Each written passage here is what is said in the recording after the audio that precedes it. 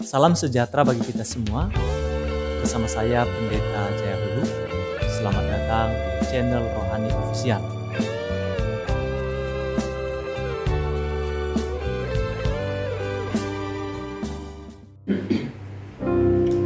Saya mengajak kita untuk melihat Alkitab kita di dalam Matius 24 ayat 24. Saya baca untuk kita. Matius 24 ayatnya yang ke-24. Sebab Mesias palsu dan nabi-nabi palsu akan muncul, dan mereka akan mengadakan tanda-tanda yang dahsyat dan mukjizat-mukjizat, sehingga sekiranya mungkin mereka menyesatkan orang-orang pilihan juga. Saudara, saya temukan sebuah aplikasi di Play Store, Gereja Tuhan yang Maha Kuasa. Saudara tidak perlu download, saya hanya memberitahukan. Gereja Tuhan yang Maha Kuasa ini isinya persis, kalau kita tidak meneliti, persis sama seperti pengajaran Kristen. Mereka juga aktif di YouTube, hampir 100.000 orang subscriber mereka. Jadi mereka sangat aktif di media sosial. Mereka juga punya Facebook, dan di Facebook sudah hampir 8.000 orang pengikut mereka di Facebook. Dan mereka juga punya Twitter dan grup WA serta grup Messenger. Setiap hari pesan daripada mereka kirimkan ke Messenger istri saya dalam bentuk renungan firman Tuhan audio. Dan kalau kita tidak meneliti secara seksama, seakan-akan ajaran mereka adalah ajaran yang benar karena juga mereka mengutip ayat Alkitab. Nama gerejanya yaitu Gereja Tuhan yang Maha Kuasa.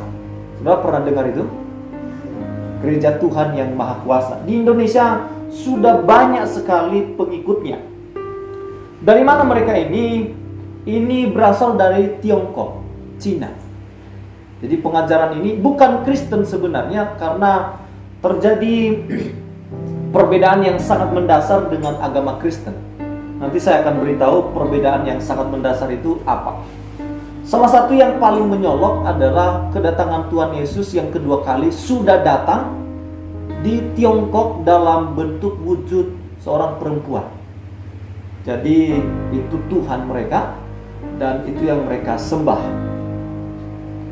Di beberapa media sosial, Bapak Ibu Saudara, mereka kirim gambar-gambar yang sangat bagus, gambar Tuhan Yesus, gambar-gambar yang indah, dan mereka kutip beberapa ayat Alkitab versi mereka serupa atau mirip dengan ayat Alkitab kita.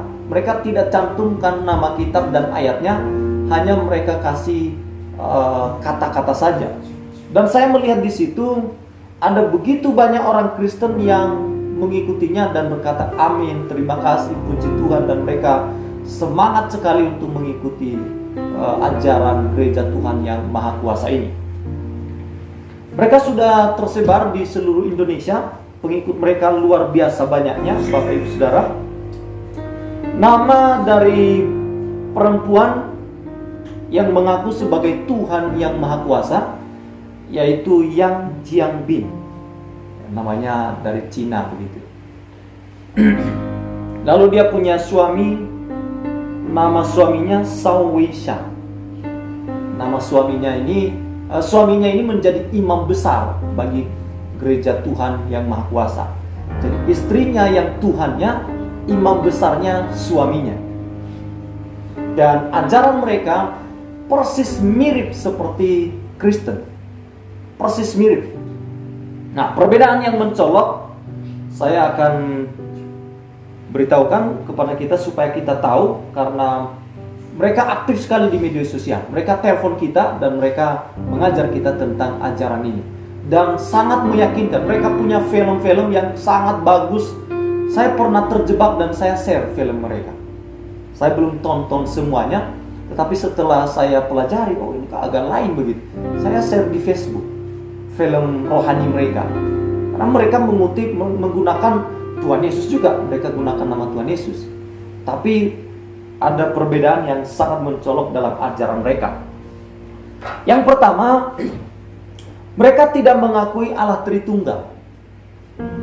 Jadi yang mereka akui Allah Bapa yang disebut sebagai Yahweh lalu berubah wujud di dalam perjanjian baru menjadi Yesus Kristus. Setelah dia berubah wujud, Allah Bapa yang Yahweh tadi tidak ada. Jadi dia menjadi Tuhan Yesus.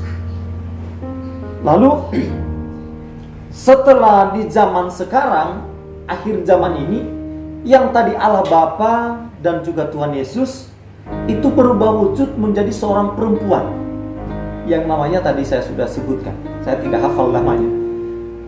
Dia sudah berubah wujud menjadi seorang perempuan. Roh Kudus itu roh dari Tuhan yang berubah wujud ini. Jadi Roh Kudus bukan Allah, tapi itu hanya rohnya saja. Nah, sejak Yesus yang berubah wujud menjadi perempuan ini di Tiongkok, Roh Kudus sudah tidak ada lagi. Sudah kembali kepada dirinya. Jadi tidak ada lagi Roh Kudus, yang ada Tuhan yang Maha Kuasa. Nah, ini bahaya sekali Bapak Ibu Saudara. Bahkan mereka sudah ada di berbagai negara Bapak Ibu Saudara. Pendirinya ini sekarang tinggal di New York bersama dengan suaminya. Mereka tinggalkan Tiongkok. Organisasi ini segala bentuk apa yang mereka mau lakukan semua dikendalikan dari New York. Karena mereka ada di sana. Imam besarnya juga ada di sana, suaminya. Dan mereka kaya raya, bergelimpangan harta kekayaan, karena persembahan juga mereka kirimkan sebagian kepada Tuhan Yesus ini. Ya, bukan Tuhan Yesus, tapi yang mereka anggap sebagai Tuhan Yesus. Dan mereka kaya raya. Yang kedua, Bapak Ibu Saudara, perbedaan yang mencolok antara gereja Tuhan yang Maha Kuasa ini, yaitu penebusan Yesus di atas kayu salib itu tidak sempurna. Sehingga perlu ada kedatangannya yang kedua untuk memulihkan dan untuk menyelamatkan umat manusia secara sempurna.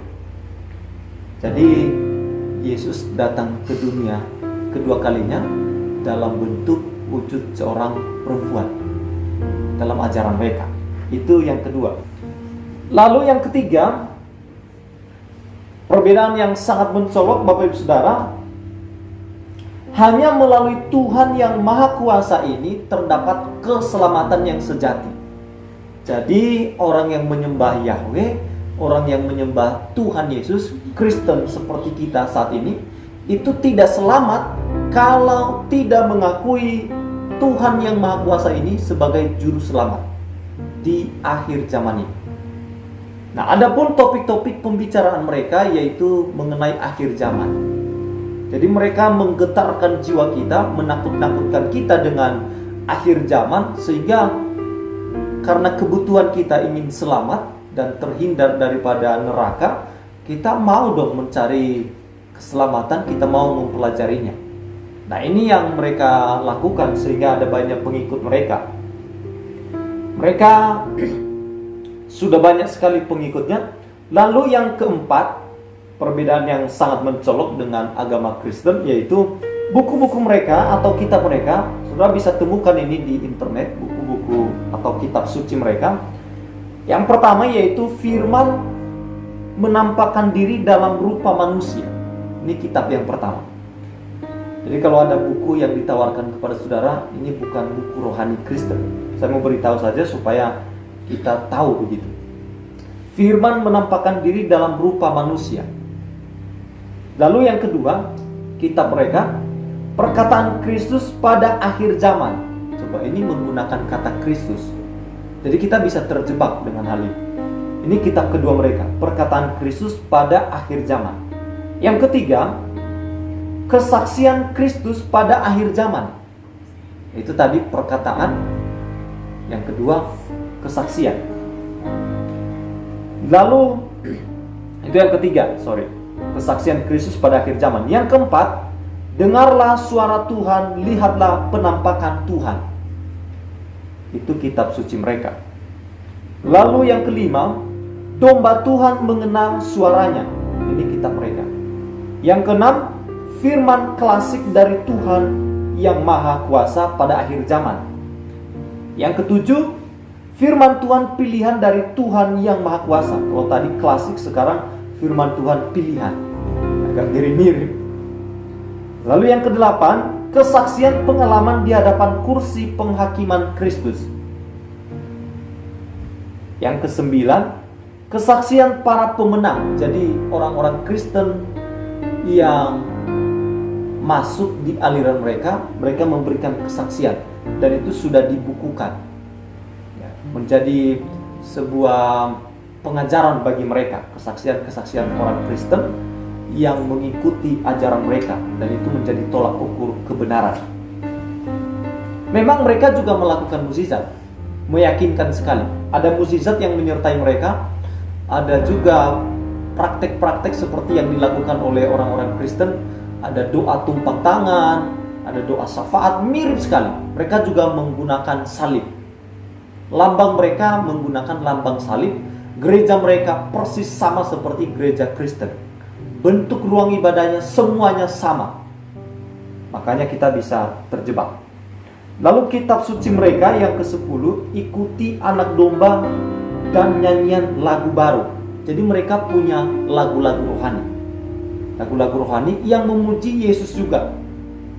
Tapi dalam konteks mereka, bukan Yesus dalam konteks kita. Tapi Yesus dalam konteks mereka dalam bentuk wujud seorang perempuan. Kan aneh. Lalu yang ke-10, buku atau kitab suci mereka. Yang ke-11 maksud saya. Bagaimana aku kembali kepada Tuhan yang Maha Kuasa. Lalu yang terakhir, Alkitab mereka, pertanyaan dan jawaban klasik mengenai Injil Kerajaan Tuhan yang Maha Kuasa.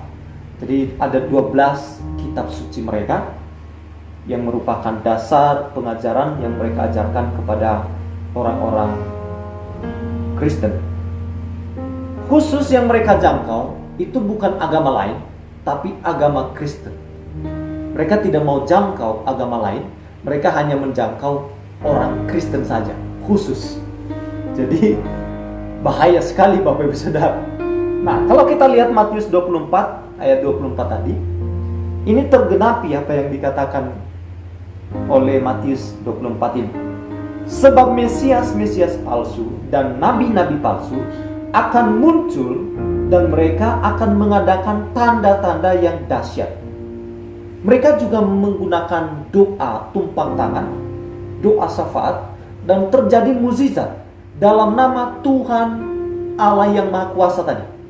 Jadi bukan dalam nama Tuhan Yesus seperti yang kita lakukan, tapi Tuhan yang Maha Kuasa dalam versi mereka seorang perempuan.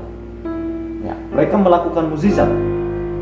Di sini dikatakan sehingga sekiranya mungkin mereka menyesatkan orang-orang pilihan juga. Ini khusus untuk orang-orang pilihan. Jadi yang mereka jangkau itu hanya orang Kristen saja. Nah, kita orang Kristen. Jadi ada orang yang sedang ngejar-ngejar kita, Bapak Ibu Saudara. Tiap hari istri saya dikirimkan renungan dalam bentuk telepon, messenger ya, bentuk messenger, dan ada renungan firman Tuhan. Menarik sekali, kata-kata mereka lembut, lalu diiringi dengan musik klasik. Luar biasa. Saya juga pernah dihubungi. Lalu mereka lihat gambar-gambar saya di Facebook, dan mereka tanya. Awalnya mereka ketik begini, "Shalom Kak, selamat pagi, apa kabar?" Lalu saya jawab, "Selamat pagi, puji Tuhan, saya baik." Lalu mereka kirim lagi pesan. Mereka bilang begini, "Kelihatannya kakak ini sedang dengan firman Tuhan ya. Puji Tuhan ya." Mereka bilang begitu. Lalu mereka kirim lagi, "Apakah kakak seorang pendeta? Terlihat dari foto profilnya seorang pendeta." Lalu saya bilang, "Ya, saya seorang pendeta." Sejak saat itu saya nggak dihubungi lagi. Jadi artinya gini, yang mereka hubungi ini, yang mereka cari ini adalah jemaat yang tidak tahu firman. Jadi saudara perlu berhati-hati. Ya, kalau kita punya kerinduan, kita suka firman Tuhan, kerinduan itu mereka manfaatkan, mereka masukkan ajaran mereka. Dan mereka memulainya dengan Tuhan yang benar. Dari Allah Bapa, mereka masuk kepada Tuhan Yesus yang kita sembah. Baru nanti pada ujung cerita mereka alihkan perhatian kita kepada Yesus yang berubah wujud menjadi seorang perempuan. Nah, mungkin kita berpikir seperti ini, gak mungkin lah saya bisa tertarik dengan hal itu. Nah, saudara, kalau mereka bisa berhasil meyakinkan orang Kristen yang lain, bahkan beberapa hamba-hamba Tuhan yang lain juga sudah masuk di dalamnya. Karena gini, ada di dalam diri manusia itu ada titik psikologi kita, kalau itu bisa diambil, mereka bisa masuk di situ. Makanya ada yang namanya cuci otak. Kalau kita sering dengar mereka mengucapkan kalimat-kalimat yang masuk di dalam pikiran kita, dalam otak kita, sehingga pemahaman yang lama kita itu dicuci, dan mereka masukkan pemahaman yang baru, dan kita menjadi pengikut mereka. Nah, makanya saya katakan kita perlu berhati-hati, berjaga-jaga, supaya kita tidak ikut dalam penyesatan ini. Amin ya. Makanya saya mau beritahukan bagi kita supaya kita waspada bahwa saat ini ada gereja Tuhan yang Maha Kuasa. Mereka menggunakan gereja, nama gereja. Mereka juga menggunakan salib, dan mereka juga menggunakan Alkitab yang kita pakai saat ini, sehingga kita sulit membedakan mana yang benar. Nah, karena itu Bapak Ibu, kita lebih giat lagi seharusnya di dalam mempelajari firman Tuhan, supaya kita tidak terjebak menjadi sesat seperti orang-orang Kristen yang menjadi pengikut mereka yang lain. Kita perlu cerdas, kita perlu memahami firman, kita tidak boleh lengah, karena hari-hari ini akan muncul Mesias-Mesias palsu. Yang namanya palsu itu sulit dibedakan mana yang benar dan mana yang asli. Kalau dia gampang dibedakan, nah itu namanya bukan palsu, tapi memang beda. Begitu. Tapi yang namanya palsu itu sulit dibedakan, sangat sulit dibedakan. Itu palsu namanya. Kalau gampang dibedakan, itu bukan palsu, tapi memang dia berbeda. Begitu. Nah, karenanya kalau kita tidak mempelajari secara sungguh-sungguh kebenaran firman Tuhan, siapapun bisa terjebak, siapapun bisa menjadi pengikut mereka. Ya, dan akhirnya kita keluar dari kepercayaan kita, iman kita kepada Tuhan Yesus. Sekali lagi, gereja Tuhan yang Maha Kuasa ini adalah gereja yang sesat. Saya mau baca satu ayat bagi kita di dalam Galatia 1 ayat 8. Tetapi sekalipun kami tahu seorang malaikat dari surga yang memberitakan kepada kamu suatu Injil yang berbeda dengan Injil yang telah kami beritakan kepadamu, terkutuklah dia. Nah, dilanjut di ayat yang 9, seperti yang telah kami katakan dahulu, sekarang kukatakan sekali lagi, jikalau ada orang yang memberitakan kepadamu suatu Injil yang berbeda dengan apa yang telah kamu terima, terkutuklah dia. Jadi memang ada Injil yang diberitakan yang tidak sesuai dengan Injil Alkitab. Ada. Faktanya gereja Tuhan yang Maha Kuasa. Ya, saudara kalau mau iseng-iseng, saudara lihat di YouTube gereja Tuhan yang Maha Kuasa. Lalu saudara juga bisa lihat di Play Store, Google Play Store, gereja Tuhan yang Maha Kuasa. Tapi nggak usah chat mereka ya, karena mereka akan ngejar saudara. Saudara tiap hari nanti mereka kejar, mereka WA, mereka telepon, mereka gigih sekali penginjilan. Mereka sangat gigih, makanya pengikut mereka cepat sekali meluas.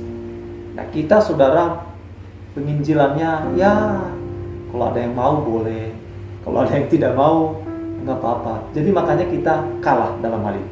Padahal kan kita harus giat dalam memberitakan firman Tuhan, menginjil, berbagi kesaksian bagi orang lain. Ya, saya sudah memulainya Bapak Saudara. Saya mulai bikin channel YouTube dan saya berbagi firman di sana. Saya berbagi kesaksian di sana. Juga setiap hari saya kirimkan di Facebook. Ya, kita jangan kalah dengan mereka. Kalau yang palsu saja bisa giat seperti itu, lalu pertanyaannya, kenapa kita yang murni itu berasal dari Tuhan Yesus, kita tidak melakukan firman Tuhan? Kenapa kita tidak berbagi kesaksian, berbagi firman kepada orang-orang yang ada di sekitar kita? Terlebih sekarang kita punya media sosial, lebih gampang untuk kita bisa bagikan kebenaran firman Tuhan itu. Amin ya. Jadi mulai sekarang kita perlu berpikir, kita jangan kalah dengan aliran sesat ini. Harusnya itu kita yang berjuang di dalam memberitakan firman Tuhan, tetapi mereka ambil alih dan menyesatkan banyak orang. Nah, itu saja yang menjadi kebenaran firman Tuhan pada malam hari ini.